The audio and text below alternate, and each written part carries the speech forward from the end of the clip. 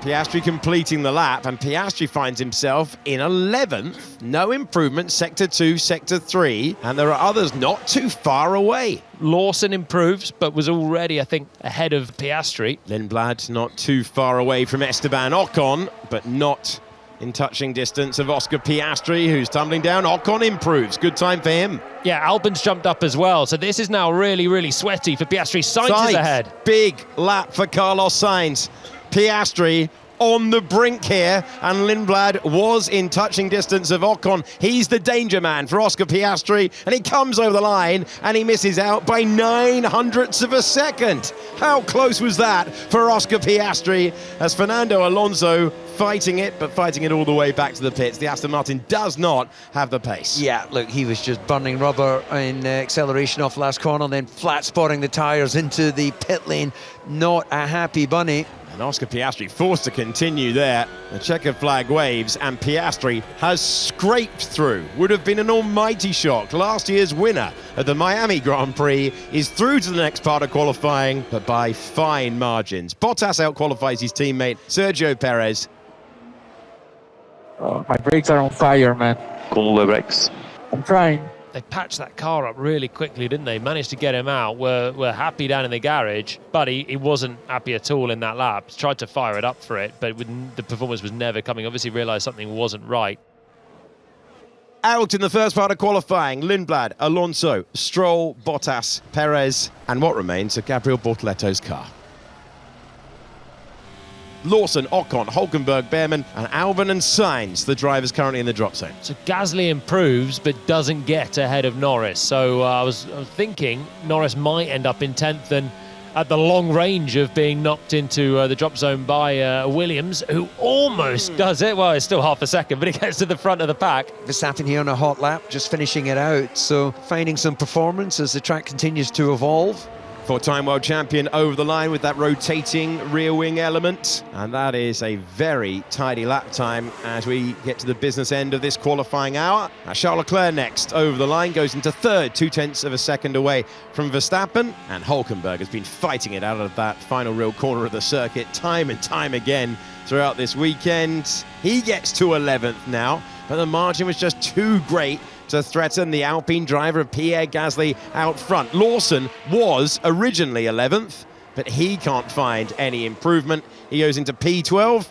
So Hülkenberg, Lawson, Sainz done as well. Piastri 0.2 of a second away. Hamilton not improving sector 1 or sector 2. And he'll be coming out of the corner now. Improvement in sector 3, but no improvement in terms of time. Lawson was first to get the checker flag in this session, as he was in Q1 as well. So their positioning on track is not allowing him to be one of the last to cross the line, which could make the difference. Oliver Behrman in the Haas, young British driver, goes to 13th. He's the lead Haas on the grid, but again, this gaggle of Hülkenberg, Lawson, Behrman, Sainz, Ocon and Albon unable to challenge the Alpines, and Albon has gone over the line in 16th position.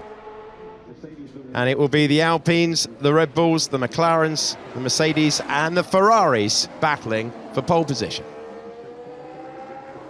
Oscar Piastri, the Australian driver, round the hairpin at 17. The Grand Prix winner here last year. And over the line we go with Oscar Piastri, 128.6 to beat. Yeah, and looking like had a good opening to the lap is Leclerc in the Ferrari. He good, 2.5 tenths quicker than Verstappen. And Norris goes half a second quicker than Oscar Piastri. McLaren 1-2 like it was in the sprint race, but there are other contenders here. And we're riding on board with one. Fastest in the middle sector, applying the power, hanging onto the car. Max Verstappen, does he go past the McLarens? You bet he does, by 0.002 of a second. Leclerc's flying though. This is a really good lap. Antonelli's behind and going really quickly too. Ferrari across the line with Charles Leclerc. Ferrari to provisional pole with Charles Leclerc. What can Lewis Hamilton do now? He's a few metres back.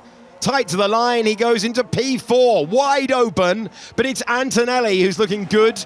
He's still got that final sector to get right, including the crucial braking zone of turn 17, the hairpin.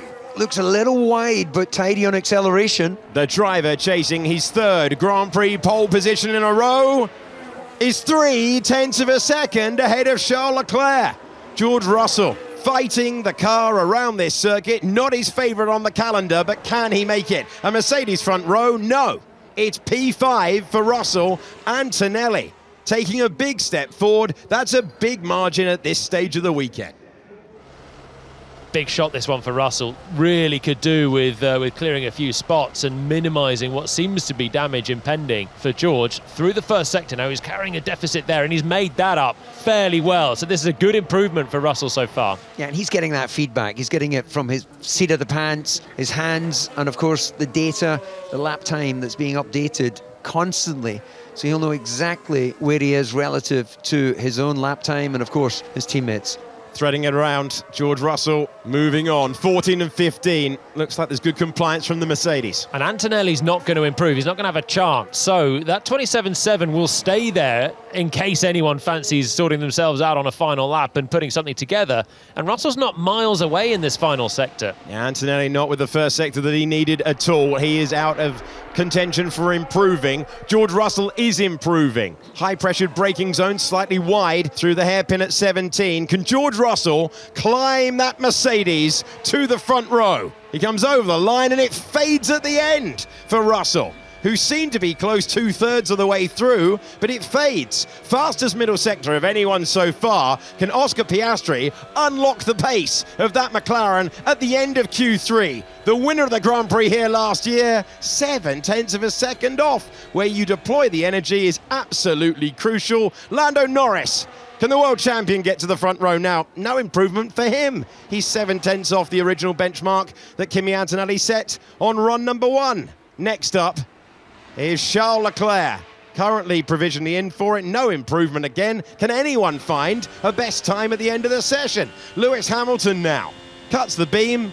He can't improve his position. Max Verstappen is our remaining contender. One braking zone to go. Verstappen trying to climb from third to provisional pole to actual pole to the front row. What's it going to be? He gets to the front row. He's the one who could improve at the end. And Max Verstappen takes the Red Bull from the doldrums to the front row after a 5-week break.